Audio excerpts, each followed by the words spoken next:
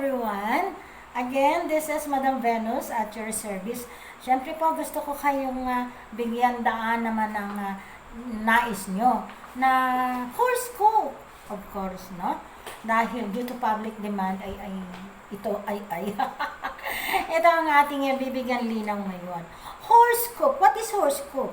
Derived from the Greek horoscope, no? Horoskopos, no? Hora or ora, an R and escopos, observer. A horoscope is a map of the heavens compiled for any time or place, no? And for astrological purposes and of course a study. A horoscope drawn up for a birth time is called a birth chart, a natus, nativity, or what you call geniture. A birth chart is a map of the heavens erected for the time of birth and a blueprint of its subject life. No? It's also very important yung tinatawag natin na timing. No? Before a birth chart can be drawn up, the date, time, and place of birth have to be established. No? Kaya nga ako, pagka gusto nyong malaman ang inyong kapalaran or horoscope, I'm asking, ano ba ang iyong kaarawan? Kailan ka isinilang? Araw, buwan, at taon. No? This is a complicated procedure, of course, no? For which you need to consult an expert. No? Adjustments have to be made to take account also of the operation of summertime and for the longitude of the place of birth, no? For a birth in a southern latitudes, a further adjustment is also needed. 12 hours must be added to the final answer. So, kailangan din rebuilding the chart. Charts are usually drawn up on a circular grid as astrology. The eastern side of a chart is on the left and corresponds to the eastern horizon. The real time of the place of birth will yield to the degree of the rising sign from the table of the houses. So we have to understand ano ba yung mga houses na yan, no? So hindi basta-basta ang pagbibigay ng kapalaran, ha? Hindi ito basta sinasabing manghuhula o nanguhula lamang, no? So, kailangan din dito ang tinatawag nating you are an observant, no? And yung condition ng buwan, the stars, astrological, no? And we must also know how to interpreting the chart. It is not difficult to learn how to draw up a birth chart, but when it is complete, the question is what to do with it and how to begin to understand it gradually with time and concentrated effort. Okay? There is another important factor to be considered when judging horoscope, which concerns astrology from a feminine point of view. When the zodiac was derived by the Chaldeans and Babylonians, no? A thought was conceived that a woman could ever wish to create an independent way of life for herself, and the idea would have been quite unthinkable, no? And before approaching interpretation, some knowledge of astrological terms in life is also necessary. Understanding of the ascendants, the astrological houses, the planets, the aspects, and the astrological elements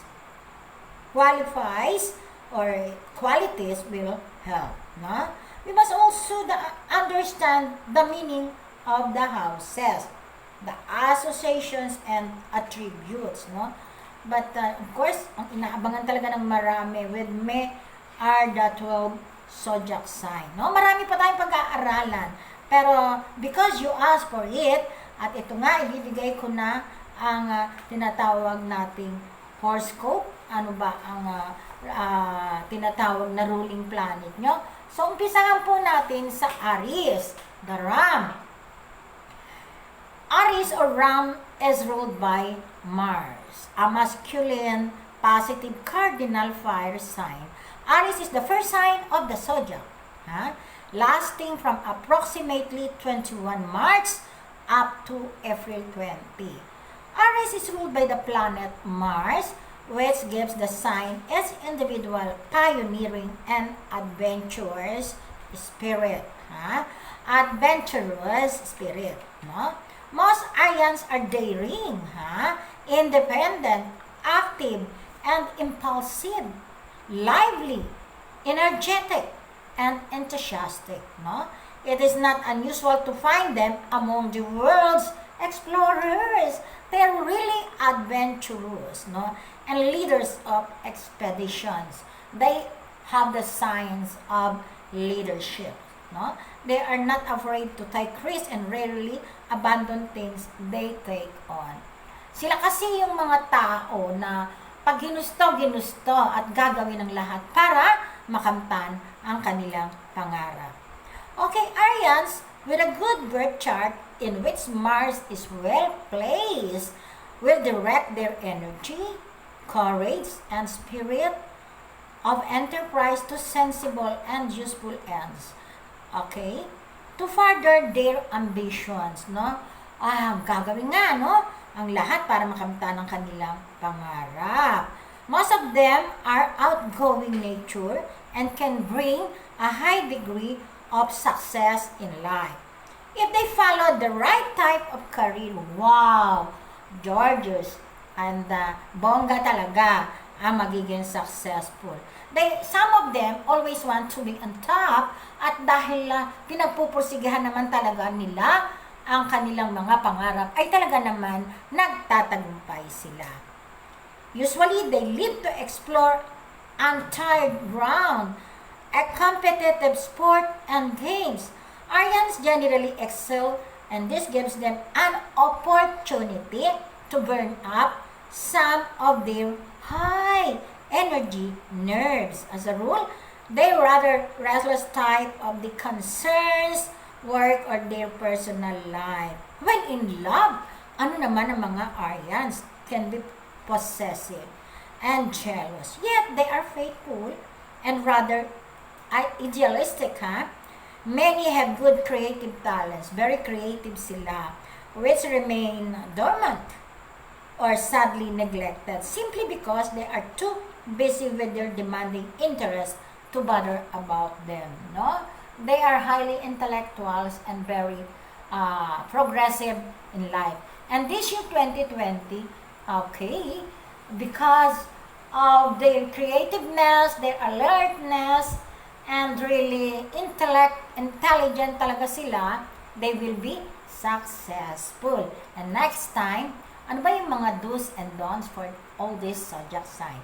Now we go to the Taurus, na tinatawag natin the bull, ruled by Venus. Okay?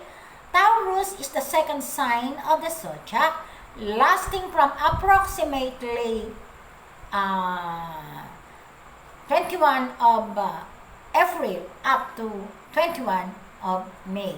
Most Taurians are practical, remember, careful and capable. They like to take life in their stride. Talaga namang gagawin nila ang kanilang magagawa rin, no? On their own way, okay? With a placid nature that is poised and controlled is typical Taurus. But there is another side of the Taurian character that displays a strong sense of obstinacy in their principles are questioned. The Taurian temper is not easily aroused. Tandaan nyo di pala sila bilis-bilis na maa-arouse. No? But when provoked, design, symbolized by the bull, kumanda ka na, can be fiery, difficult, and also sometimes stubborn. Usually, however, Taurus subjects are easygoing, romantic, and strongly attracted to the opposite sex. And usually, they are patient, charming, and very affectionate people. But they can be jealous and possessive. Okay. As a rule, They are kind and considerate people with a plea of entertaining their friends in generous manner. They enjoy opportunities to mix business with pleasure because they are fairly ambitious and as a rule and like to achieve their aims. So career-wise ang mga Taurians, no? Most of them will be in high position because talaga naman ginagawa nila, no? At you watch at their performance, talagang extraordinary performance, ha? And as the earth sign, Taurus people are usually happier living, no? In the country, okay? Close to Mother Earth. And many find contentment when finding a garden and nurturing plants, no? At kapag mahilig sila sa magagandang bagay, guy, or let's say girl, lady, mahilig sila sa mga ganda, yung mga babae mahilig sa mga guwapo, but if they find yung talagang natagpuan na nila ang gustong-gusto nila, yung taste nila, they are very they are trustful and really you can really rely, no, very loyal. Ayan, ano? Like the other Venus subjects, like the Librans, Taurians often show talent in art and design, and many have a liking and attitude for music, okay, singing, acting, and culture, no? This sign is a strong sense of self-preservation and rarely takes risks. Taurians value security, no? And of course, both in personal relationship and in their business life, they make adapt business people with the ability to make money, no? Magaling sila, no, kapag pagkita ng pera, if they are really, no, inspired, no? If a Taurus person fails to realize ambitions early in life, the struggle will continue until a goal is reached, no? Taurians will never give up trying. Hindi sila nagmamadali. And eventually, they are likely to succeed by perseverance and determination. Diyan magaling ang mga Taurians. Very firm in determination. And months that they will be successful are the third quarters of the month. Okay? When is third quarter? July, August, September. October, November, December is the fourth month. No? Surprises will come. Okay? Let's go now to Gemini, the twins, ruled by Mercury, a masculine positivity, no? The mutable air sign. Gemini is the third sign of the zodiac, lasting from approximately 22nd of May to approximately 23rd of June. Most Gemini people are adaptable, versatile, lively, clever, and intelligent. No, this basically is an intellectual sign that is closely concerned with facts, figures, reason, and logic. Although, as a rule, good of a detailed work, Geminians tend to lack concentration. Nako, mabilis din pala silang mawala ng concentration. Lalo na pag nasira mo yung diskarte nila, ha? They are inconsistent sometimes and indecisive, no? Parang hindi nila alam kung ano ba talaga yung gagawing desisyon, no? Minsan masasabi mong they're also fickle-minded, but not at all times, no?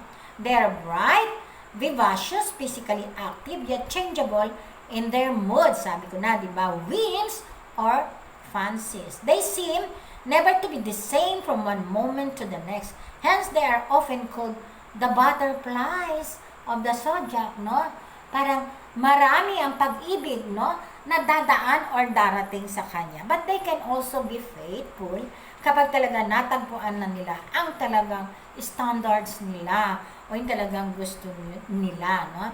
So, sinasabi pa rin na splitting personality ito, no? Just like the Pisces, no?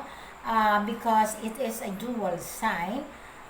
Like rains, no? They blend to separate two natures in one. Possibly, for this reason, they can take or more than one thing at a time, no? Mabilis sila magtrabaho.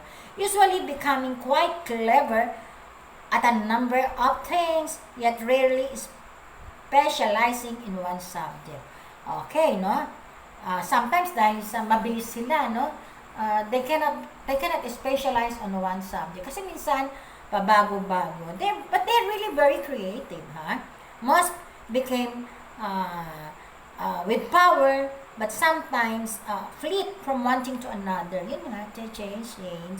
No? The restless, active, and agile Geminians' mind needs variety, and these Mercury subjects are renowned for starting things and leaving them unfinished. No?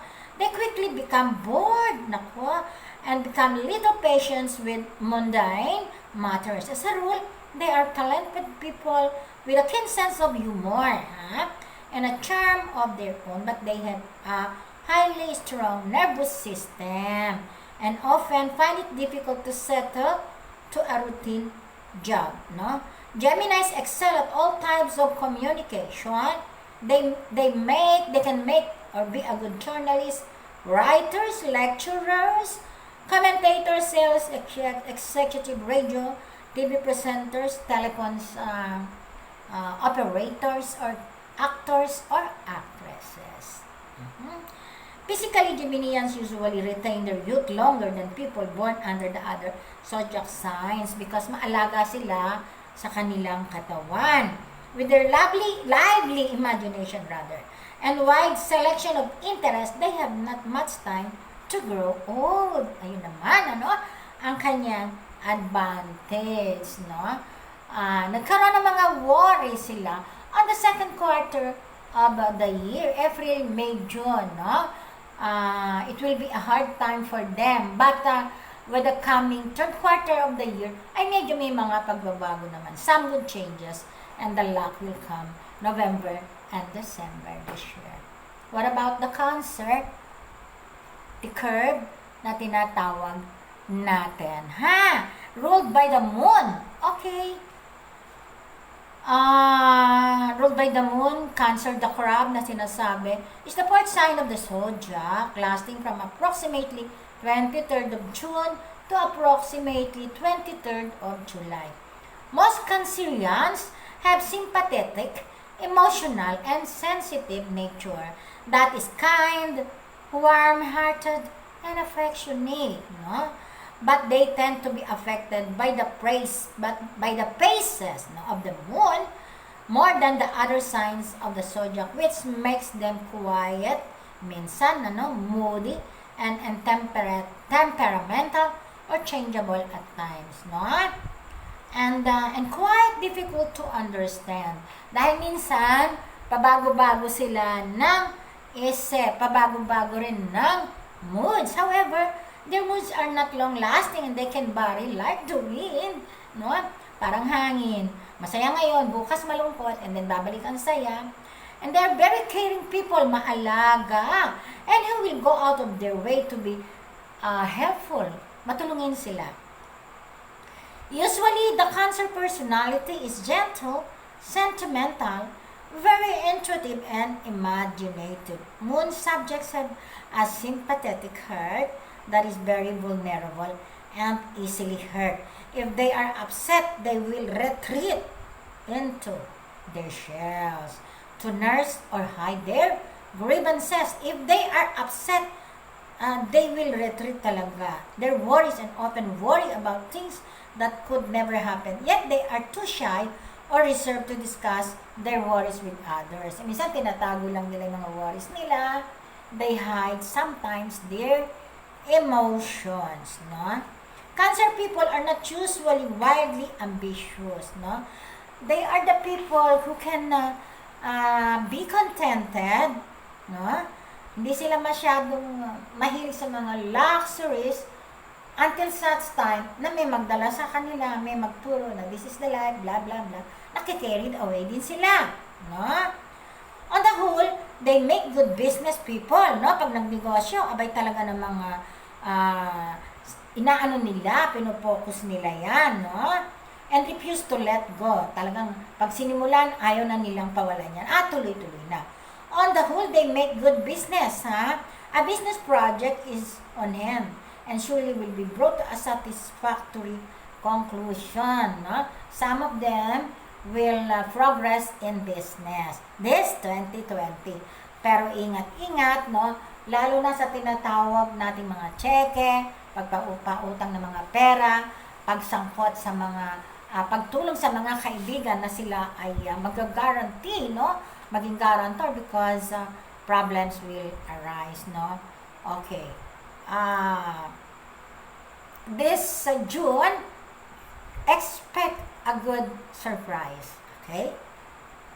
And 2020, no? Although many of us talagang naapektuhan by the COVID-2019 and up to now, we're still trying not to rise, no? Pero alam naman tayo, no? Mostly, no, Filipinos, and lahat naman, kaya naman eh. Basta with strong will ka lang, strong determination, masipag ka, and you are, trying your best, no? To rise and doing, no? Everything, no? For the family's sake, ay, nako, hindi problema, no? Sabi nga natin, hindi ka magugutom kung ikaw ay madiskarte. Diskarte lang yan. With a strong will, determination, patience, no, self-confidence, and of course, with great beliefs in God. No? So, too much for this, mga kaibigan. And next, I will discuss this again, of course. No? Do not forget to like, share, and subscribe on this YouTube channel, Madam Venus TV. Tandaan nyo, ha? Always like, share, and subscribe in YouTube, Madam Venus TV, for more information. I love you. I like you. Please, the Love Planet. Remember, Madam Venus po at your service. And if you have question, if you like to inquire and everything, no, you can contact number 0917-148-1788 with Imo and Viber, and 0949-6748-468. And my Facebook, Venus Rafael. Ayan, please message me on Messenger. Thank you. I love you.